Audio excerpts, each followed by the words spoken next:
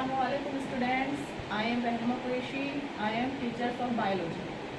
Biology biology का नाम सुनते ही स्टूडेंट्स के माइंड में क्या आता है?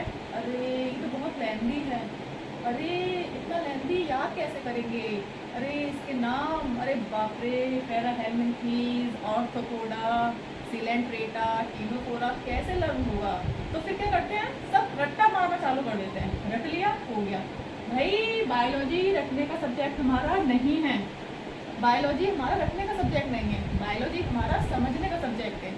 और आज से मैं आपको क्लास 11 की बायोलॉजी चैप्टर वाइज चैप्टर कराती जाऊंगी, ठीक है? उसके लिए आप मेरे साथ बने रहिएगा, मेरे सारी वीडियोस के साथ बने रहिएगा। आज का ये मेरा फर्स्ट वीडियो है। आज मैं आपको बायोलॉजी के जो स्टार्टिंग पॉइंट्स रहते हैं, जो बेसिक क्वेश्चन है वो मैं आपको कराती हूँ, जो बेसिक पॉइंट्स हैं वो मैं आपको याद कराती हूँ कि हमें बायोलॉजी पढ़नी कैसे है, हमें बायोलॉजी समझ के पढ़ी कैसे जाती है, समझना कैसे है बायोलॉजी को, ठीक है? तो बायोलॉजी आखिर कौन लेकर आया, बायोलॉजी कौन लेकर आया, कहाँ से आई बायोलॉजी, पहले हम ये देखते हैं। तो बायो और लॉजी ये दो अलग अलग वर्ड है, ठीक है? बायो का मतलब क्या होता है? बायो का मतलब जीव और लॉजी में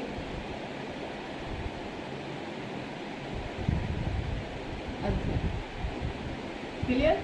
यानी कि जीवों के अध्ययन, जीवों का अध्ययन ही हमारा क्या कहलाता है? बायोलॉजी कहलाता है।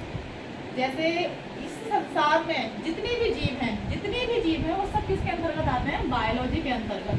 जैसे आपके कीड़े मकोड़े, जीव जंतु, मनुष्य, जो भी है, पेड़ पौधे, जो भी सजीव, जिसको बोलते हैं ना लिविंग थिंग्स, जितनी भी लिविंग थिंग्स हैं वो किसके अंदर आती हैं? बायोलॉजी के अंदर। अब इसके अंदर भी कुछ प्रकार होते हैं, लिविंग थिंग्स भी कई टाइप्स की होती हैं, वो हम इसके अंदर आपको बताएंगे कि आखिर बायोलॉजी के प्रकार कितने होते हैं, बायोलॉजी को लेकर। तो बायोलॉजी का अध्ययन, जीवों का अध्ययन क्या कहलाता है? बायोलॉजी कहलाता है, जीव विज्ञान कहलाता है। बायोलॉजी के जनक कौन है? कौन इसको बायोलॉजी को लेकर आया, ठीक है? तो बायोलॉजी के जो जनक हैं, जो इसके साइंटिस्ट हैं, वो कौन है? उसका हमें नाम जो है वो हमें उसको लर्न करना होगा, उनका नेम हमें लर्न करना होगा, वो है अरस्तु। कौन है? अरस्तु। एक चीज और, अगर आपको बायोलॉजी अच्छे से पढ़नी है, क्लास 11 के स्टूडेंट्स जो भी आते हैं, आपको बायोलॉजी अगर अच्छे से पढ़नी है तो आपको जो भी पॉइंट मैं आपको बता रही हूँ तो आपको एक नोट बनाना है और उस नोट में आपको सारे पॉइंट नोट करने हैं, ठीक है? जो भी आपको नोट्स तैयार करने हैं उसमें जो भी मैं पॉइंट्स आपको बताती हूँ वो आपको मतलब उसी टाइम आपको नोट करने हैं, ठीक है? तो जीव विज्ञान के जनक कौन है? अरस्तु। साइंटिस्ट कौन है जीव विज्ञान के? अरस्तु। क्लियर? अब इसके बाद हमारा आता है कि जीव विज्ञान की डेफिनेशन क्या है।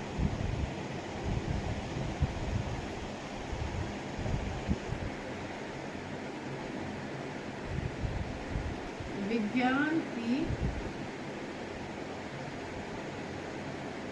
वह शाखा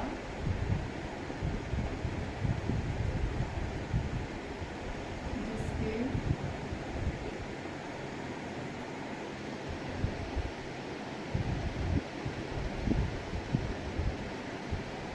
अंतर्गत हम जीवों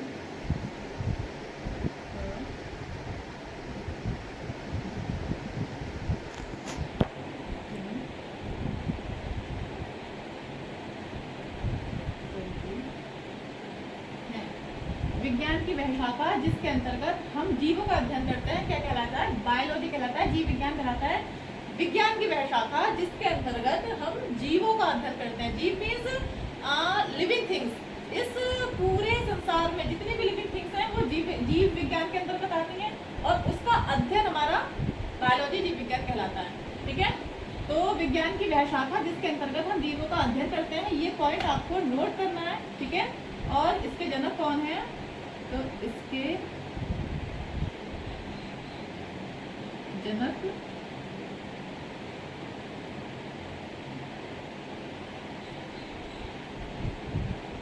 अरस्तु है। इसके जनक अरस्तु है, या इसके वैज्ञानिक कौन है? अरस्तु। अब हम देखते हैं जीव विज्ञान के प्रकार, टाइप्स ऑफ बायोलॉजी, ठीक है?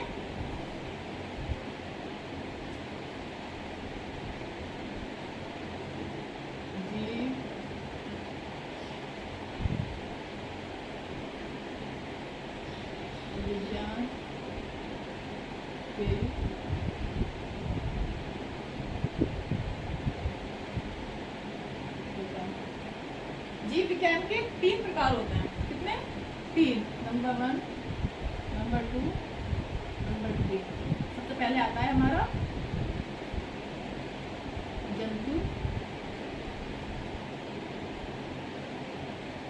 विज्ञान, यानी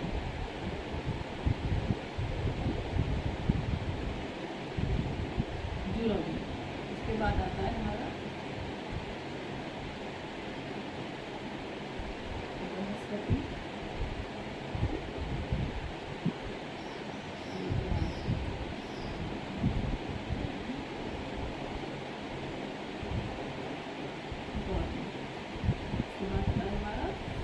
सूक्ष्म जीव विज्ञान, यानी हमारा माइक्रोबायोलॉजी।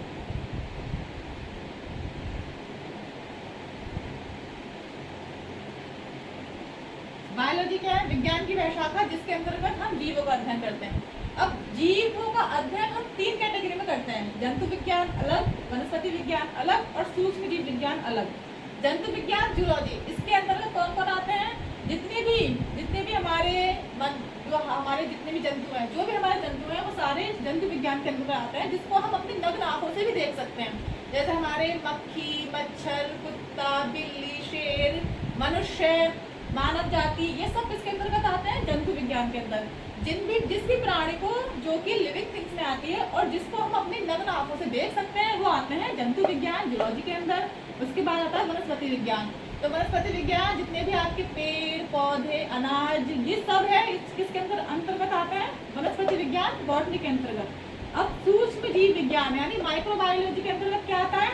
जो भी हमारे ऐसे बैक्टीरिया या ऐसे जो भी हमारे बैक्टीरिया या वायरस जो भी है, वो इस तरीके का हो जो हम अपनी नग्न आंखों से ना देख पाए, यानी जो हम आंखों से हमें दिखाई ना दे, लेकिन वो हो, जो इस संसार में है लेकिन हमें दिखाई ना दे, जिसके लिए हमें सूक्ष्म, जैसे कि हमारी सूक्ष्मदर्शी रहती है, उससे हमें उसको देखना पड़े। जैसे हमारा वायरस होता है, कवक है, शैवाल है, या आपने कभी देखा होगा ब्रेड होते हैं, ब्रेड या रोटी होती है, तो जब वो 4-5 दिन आप रखे रहने दो उसको, ब्रेड को ऐसे ही, तो उस पर एक फफूंदी आ जाती है, फफूंदी, तो उसको, उसके अंदर जो हमारे बैक्टीरिया रहते हैं वो सूक्ष्म जीव विज्ञान यानी माइक्रोबायोलॉजी के अंतर्गत आते हैं। क्लियर? इसकी डेफिनेशन हम लिख लेते हैं, वो आपको नोट करनी है। इसकी डेफिनेशन आप नोट कर लीजिए। सबसे पहले जूलॉजी, जंतु विज्ञान,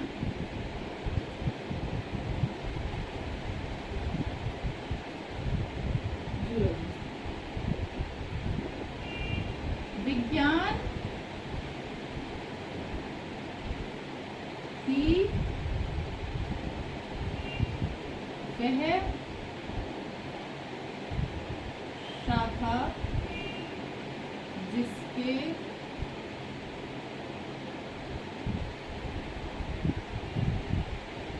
अंतर्गत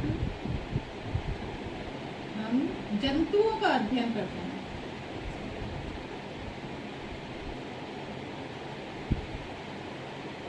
या इसको ऐसे भी बोल सकते हैं कि जीव विज्ञान की वह शाखा। जीव विज्ञान के अंतर्गत ये आ रहा है। यहाँ जो हमने जीव विज्ञान की डेफिनेशन थी उसमें हमने विज्ञान बोला, क्योंकि उसमें विज्ञान के अंतर्गत जीव विज्ञान आ रहा है। अब इसमें हम विज्ञान की वह शाखा जिसके अंतर्गत हम जंतुओं का अध्ययन करते हैं, या ऐसे ही बोल सकते हैं कि जीव विज्ञान की वह शाखा, ये जीव विज्ञान की एक शाखा, एक ब्रांच हो गई। तो जीव विज्ञान की वह शाखा जिसके अंतर्गत हम जंतुओं का अध्ययन करते हैं। अब इसके जनक कौन है? तो इसके जनक भी कौन है? अरस्तु। जंतु विज्ञान की खोज भी किसने की थी? अरस्तु ने ही की थी। तो इसके जनक ये आपको लर्न करने होंगे, वैज्ञानिक के जो नाम हैं ये आपको लर्न करने होंगे। जनक अरस्तु, ये पॉइंट आप लिख लीजिए, ठीक है? क्लियर? जैसे मैं लिख रही हूँ मेरे साथ ही आप लोग भी लिखते जाइए। सेकंड है हमारा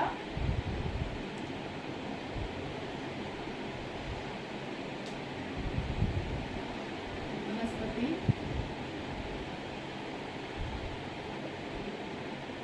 विज्ञान,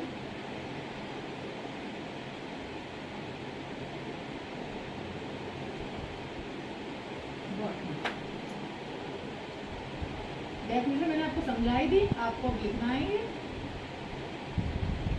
विज्ञान की वह शाखा जिसके अंतर्गत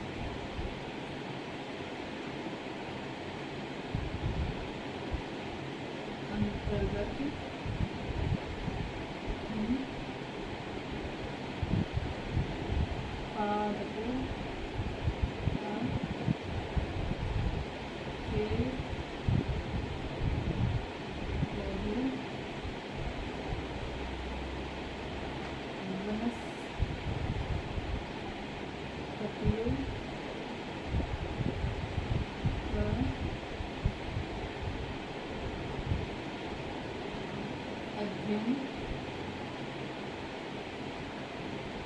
करते हैं। क्लियर? विज्ञान की वह शाखा जिसके अंतर्गत हम पादपों या पेड़ पौधों वनस्पतियों का अध्ययन करते हैं। वनस्पति विज्ञान या बॉटनी कहलाता है। इसके जनक कौन है? तो इसके जनक कौन है? थियोफ्रास्टस।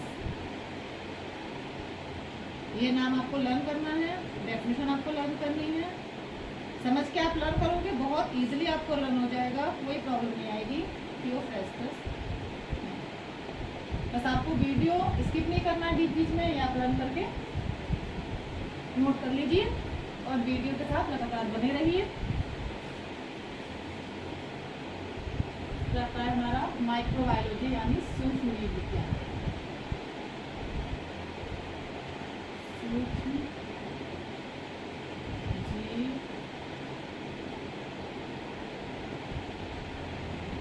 विज्ञान,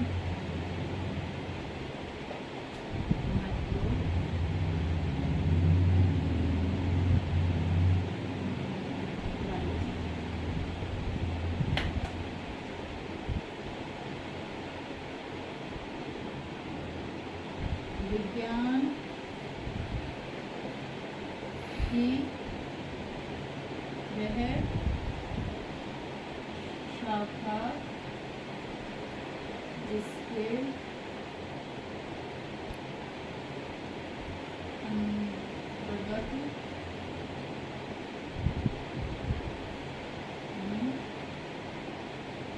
सूक्ष्म जीवों का अध्ययन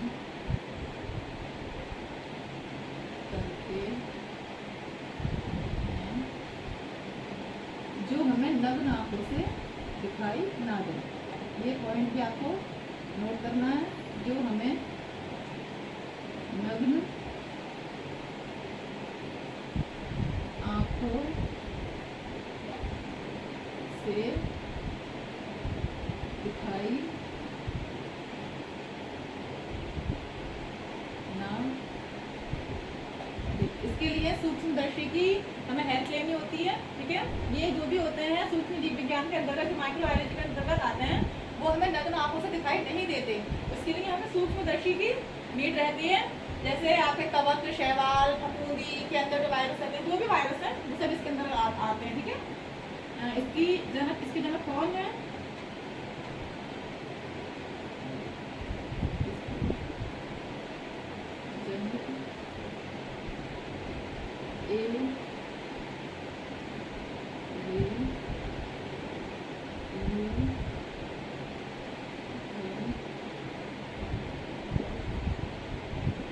इसके जनक कौन है?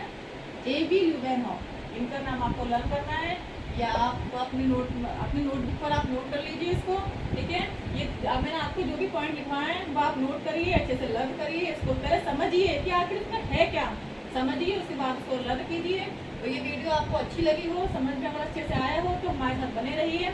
आपकी मैं अब जो नेक्स्ट वीडियो में आपका चैप्टर फर्स्ट में स्टार्ट करा दूंगी, और इस वीडियो में जो भी आपकी बेसिक जो भी मैंने कराए हैं, सभी बेसिक पॉइंट्स कराए हैं, बायोलॉजी के स्टार्टिंग पॉइंट्स कराए हैं, ये आपको अच्छे से लर्न करना है।